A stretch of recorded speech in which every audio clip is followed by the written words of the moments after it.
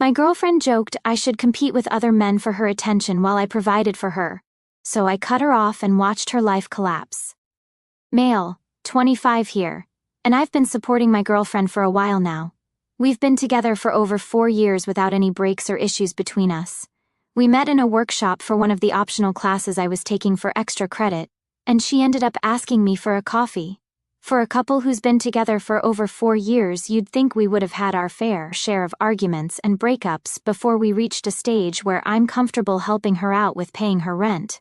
But no, we didn't really have any major fights. I wasn't supporting her from the start, as we both had decent jobs right off the bat after graduation, but 2 years in, she said she wanted to follow her dream and pursue independent media. I wanted her to be happy with the work she did, so I told her she should go after her dream and not worry about how things will work out. In the beginning, it was still okay because she had savings and a plan, but pretty soon it was evident that the company she was trying to establish would take more time to turn in profits. She had used all of her savings and invested everything she got from the sponsors into her company. It came to the point where she was due for rent for over 3 months, and that's when she asked for my help. As soon as I found out, I told her she doesn't have to worry about finances and I'll support her until she starts making some profits. Her moving in with me wasn't an option because she had started the company from her home instead of renting out an office space. That's how we ended up with me supporting her. It was all okay until recently when I noticed a change in her behavior. Her workouts are extending day by day, and on more than one occasion, we've gone for a week without talking, texting, or seeing each other. As much as I understand being engrossed in one's work is important, I do think that a healthy work-life balance is important in a relationship. So last Saturday, I took an early day off and went over to her apartment office in the hopes that I'll be able to get her away from her desk and get some fresh air. I rang the bell and one of her friends let me in. They're all in the same field, and she had hired her friends to work for her as freelancers. He made a face after seeing me, and it put me on edge. That's how things started going downhill. When I saw my girlfriend, I asked her to wrap up her work for the day so we could go out. Keep in mind, at this point, we've gone for 5 days without seeing or talking to each other. It was the least of my expectations from a girlfriend, and she did say she'd be done in 30 minutes, so I decided to hang around and wait for her. But when she was about to get up to go, her friend came over and asked her where she was going. She told him she was heading out, but he stopped her by saying she needs to put in the same hours as them, and, as a boss, she shouldn't leave first. Of course, it was all playful jest, and we all knew she could have left as she's the owner, but then she said if he wants her company so badly, maybe she'll stick around for a while longer. I was flabbergasted to hear her give up so easily and not consider how I'd feel about her actions. Instead of losing my mind over this whole situation, I told her politely that we haven't spent any time together, and, as she's already wrapped up her work, we should go out and enjoy ourselves. At this, she commented that she's liking the attention she was getting, and maybe I should compete for her attention with her male friends.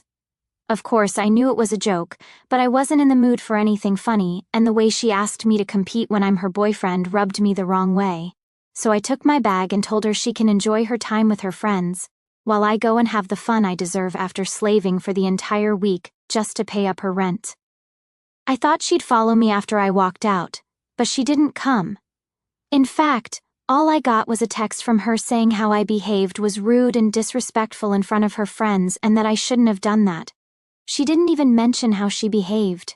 I was so furious that she'd actually be so ignorant of my feelings and the state of our relationship, that I am now rethinking everything.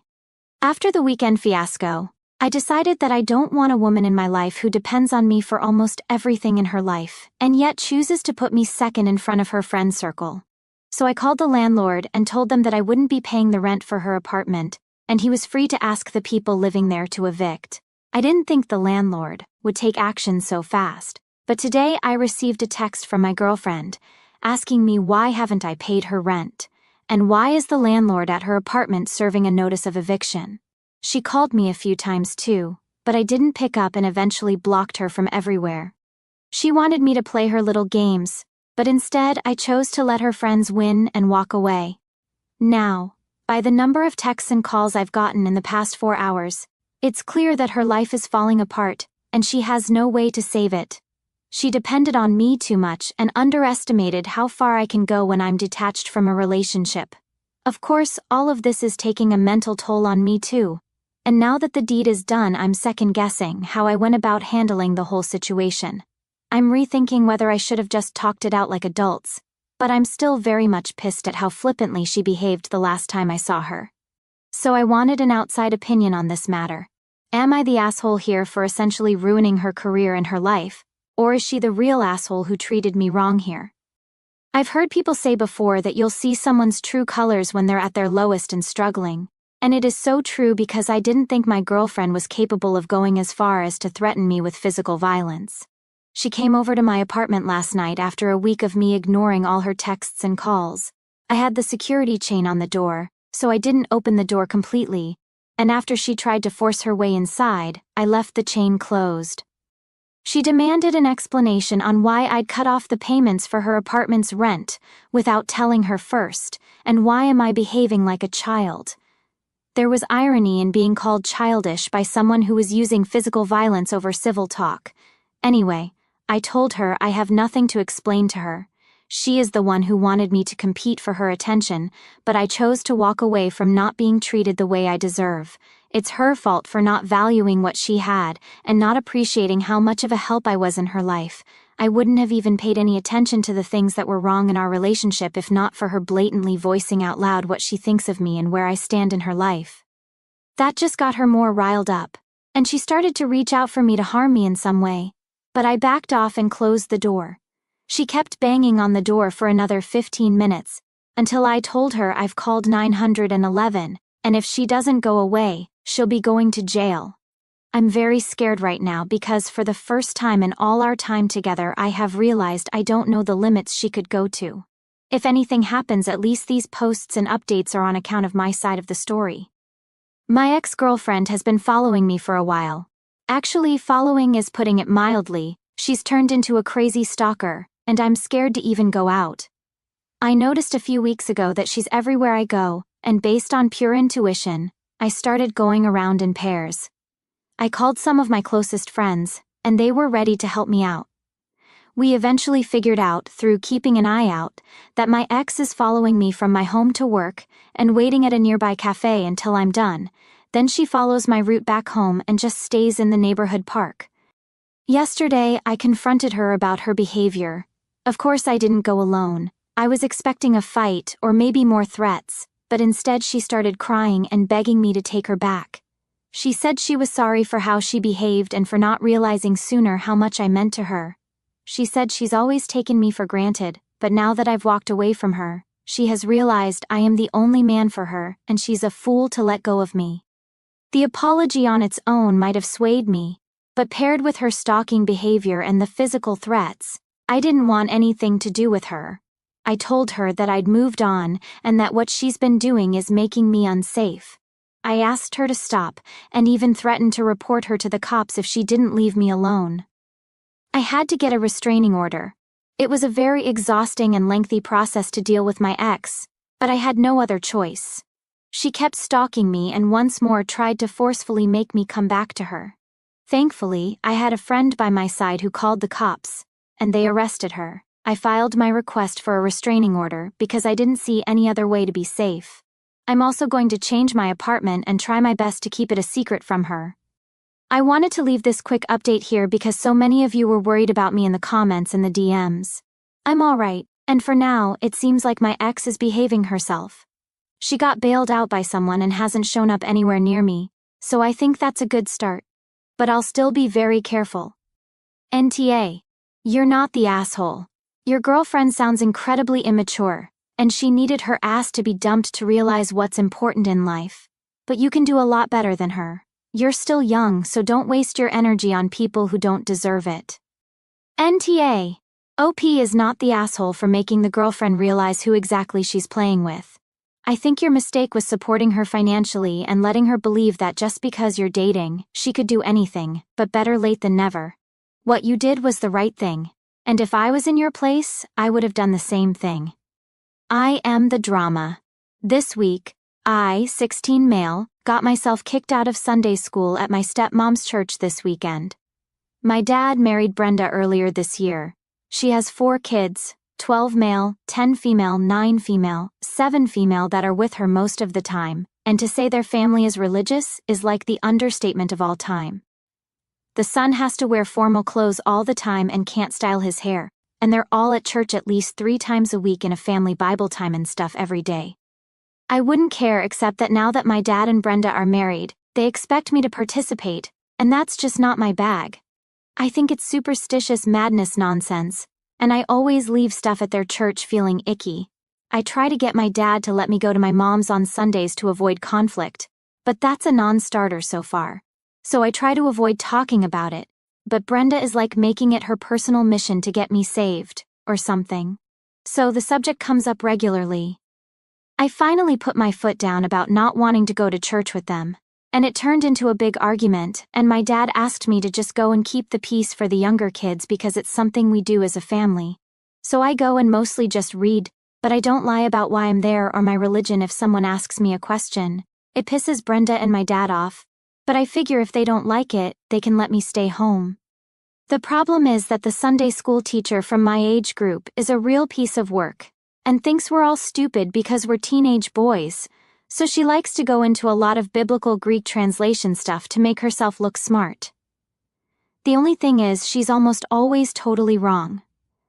My mom sends me to private school, and I took 2 years of ancient Greek, taking Latin now, and I know she's bullshitting people, so I brought an interlinear, New Testament, and a Koine Greek dictionary with me this week, and when she got started I corrected her, not mean, but just like, wow, that's not what it says here at all. Can you explain more? And oh, that's weird because that's not how Brill defines that word. Lady was turning red by the end of it and asked me to stop interrupting, so I just shrugged and said I was trying to learn. She told the pastor, and the pastor told Brenda that I'm not allowed to come to Sunday school anymore because I'm disrespectful. So Brenda and my dad are mad and want me to apologize for derailing class instead of just getting through quietly, but I don't know.